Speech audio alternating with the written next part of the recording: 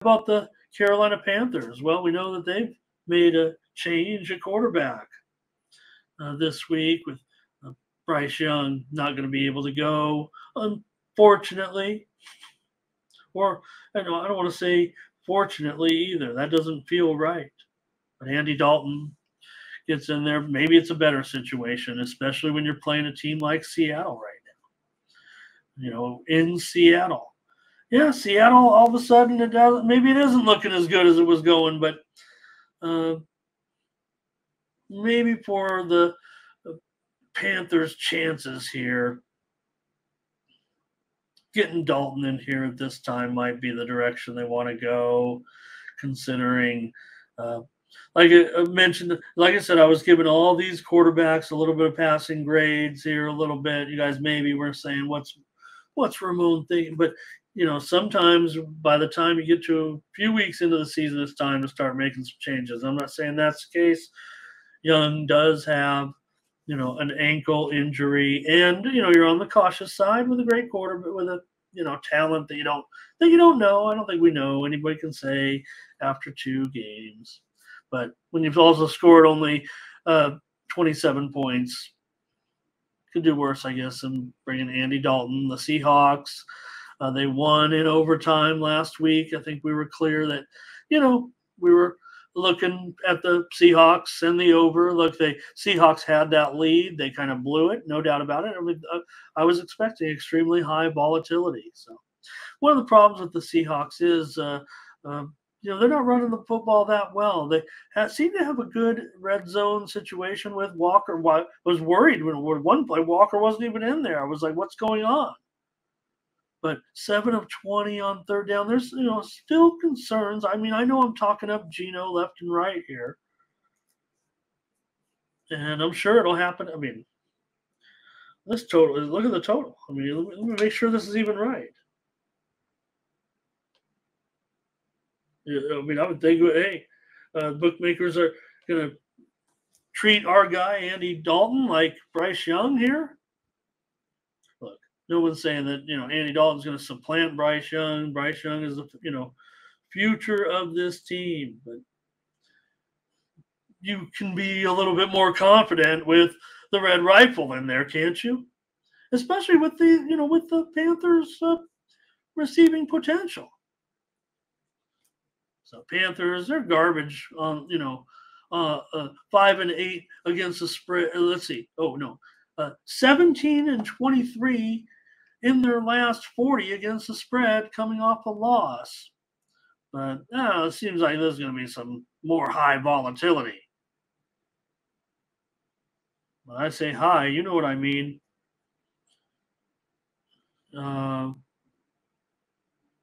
Panthers can change their offensive philosophy, I would think, a little bit here. They've got to get better on third down. Dalton's got to be able to do something here, even against the 12th man. Panthers, 9 of 28 on third down so far. But look what the Seahawks have given up. 650 passing yards in those 2 games. Okay, it was Stafford. It was Goff. But now it's Dalton. I know I'm not going to sell any of you guys on Dalton, but it's just, yeah, Terrell, just at the beginning of the show, first 4 college games. So hope you guys get my drift here. I'm on the Panthers. Are we really getting 6 still? Like I said, I mean, to me, it feels, look, not saying, I wouldn't want Andy Dalton to build my franchise around. But if I wouldn't have had a rookie quarterback that had to sit behind a quarterback for a season or something, the Panthers are stuck here with Andy Dalton. Nothing you can do. Yeah, Darren. I mean, no, I get, because you think of the Panthers, anemic offense maybe right now, and Seattle's defense. You expect them to be a little bit better at home, but the defense wasn't great for Seattle, right? But again, they were going up against top-notch quarterbacks. In total, they were outgained 844 to 573 in that first game. And tell you, Seattle off a win. You got Carroll, right? I mean, these are the trend. When you're talking about some of the trend, you want coaching trend. When you got a consistent coach, you're going to get more judgmental results, I think. And Seattle 8-15 against the spread off of a win last 23. That's over the last 3 years. 8-15 ATS, laying a big number here in a National Football League game against a team that doesn't have a win. There's another stat. This I wish I would have been a better note on this, but 0-2s against 1-1s. I mean, I know you're talking about small samples. It's actually a big sample. 0-2s against 1-1s are pretty strong. They're real strong, actually, especially road dogs 0-2s against home favorite 1-1s. So maybe I will come up with that before Sunday. I'll find that one. That's the crazy thing about NFL. Like we talked about it, I think on some of those shows where I think we went with a couple of. Did we have a couple of 0-2? We're like, because NFL, man. I mean, look at it. Even the Cardinals were almost about to pull that thing off, right? So they'll find ways to win, or better yet, teams find ways to lose. So I'm going to be on the Panthers here, and please get my premium picks for Sunday. Cardinals going up against the Cowboys in this one. The Cardinals, okay, I just said it. The Cowboys are a 13-point favorite. It opened, 10.5, no doubt about it. And it really hasn't moved since the news of Diggs' injury. And it has moved up on the total. It opened 42. It moved to 43. And I'd say it moved a half a point maybe on that injury news, but it hasn't affected the spread, mostly because, I don't know, kind of feels like Dallas wins by 2 touchdowns. Boy, to go back and have 10.5 that'd feel pretty good. I might consider laying that. I kind of might have to lay this. I might have to kind of lay this right here, because it just feels like we're not going to get any kind of repeat of what happened with the Cardinals' first game against this Dallas team. Right now, they won the first 2 games 70-10 against the New York. Against the New York, New York. So Dallas smashes as a favorite, 19-7 over the last 2 seasons, 8-3 against the spread as a road favorite. Just really hard to swallow in the NFL, laying 2 touchdowns on the road with anybody. But the Cardinals, I mean, they led that game by 3 touchdowns, and they just gave it back. And it never looked like. Did it look like the Cardinals? No, it looked like the Giants were. Once it started, it looked like one of those games, didn't it? That we've seen in the NFL over the last few seasons with these comebacks that are just. I mean, I know there have been crazy comebacks in the past, but I think this is just a reflection of the way the game goes nowadays. So here's the thing: the Cardinals, they got the money in both games, and man, it just feels like it's going to be right around 2 touchdowns. Oh boy, maybe I'll just lay 13.5 on the show and hope it's 14, because it just feels like that's where it's going to end. So Cardinals can't beat anybody. We know that they've lost 9 straight, 13 of their last 15, but they cover the number half the time. So you just got to find the right spots, I would guess. They have covered 11 of their last 19 coming off of a loss. So, and here's the other thing against the Cowboys. The Cardinals always cover the spread.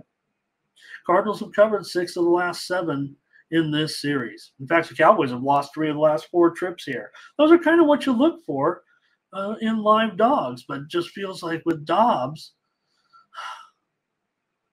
I mean, you got a non-NFL quarter. You want to pull for a guy like Dobbs. But, man, his numbers are actually, he can't get you very far down the field, but he doesn't make any mistakes. No interceptions so far in 61 attempts. Never won an NFL game, though. God, could we really? I'm trying to find a way to get to the Cardinals, you guys. Could this game get to 14? We got to get off the air here. Let's just, maybe we can wrap it up here. But feels like to me Dallas can dominate, hold them down. Total going up. How are the Cardinals going to score again? Even with the what we talked about with Diggs, it's a big injury, no doubt about it. But man, Dallas has all that talent. So, guess I got to trust the Cardinals to find a way to get the number here. Gosh, can we really do it? I want to get it higher, but it's just going to be on the show. It's so close for me.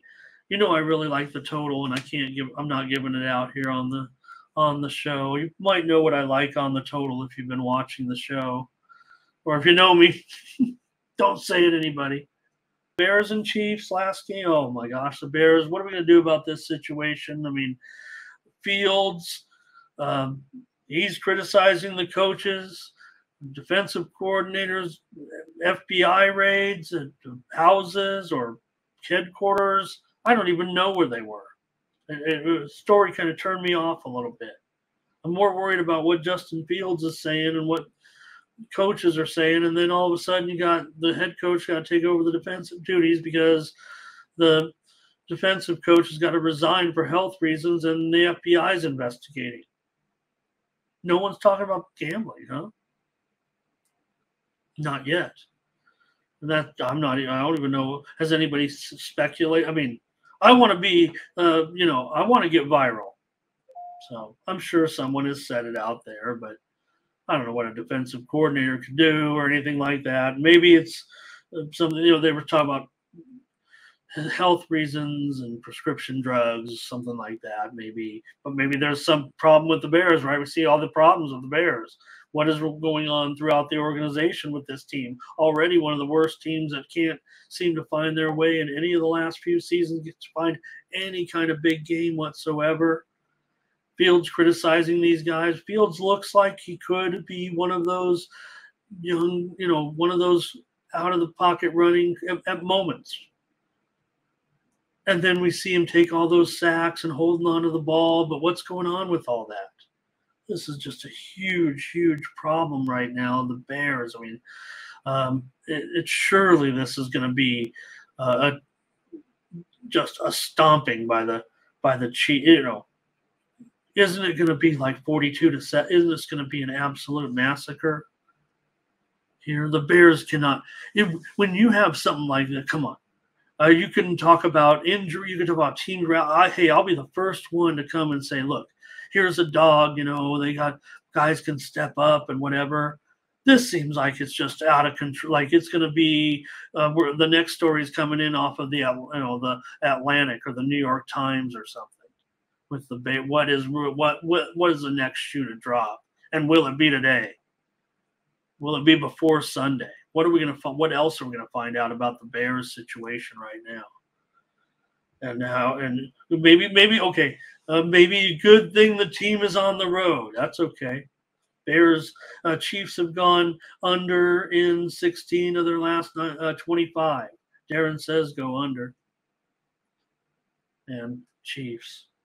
It opened 11.5. It's now 13. It is juiced to the Bears, but I'd rather lay it as soon as possible before another bombshell story comes out. Right? Whose fault is it? I feel like here's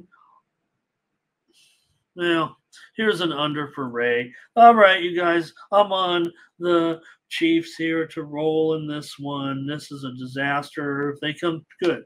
The Bears, if they can stay in this game somehow, hats off to those players that can put all these distractions aside. But remember, this is just broken within the last 36 hours. They were at FBI was involved with this with the with Williams. So this is that's whatever. Even if they're just coming in, maybe the guy was, I don't want to speculate, but here's what we is like could have been prescription drug. Is he getting prescriptions from trainer? Whatever. Is he whatever. There's something going on even bigger than we don't even know yet. Maybe it'll all be swept under the rug. And we know the back in the day the Hallis family would. Anyways, all right.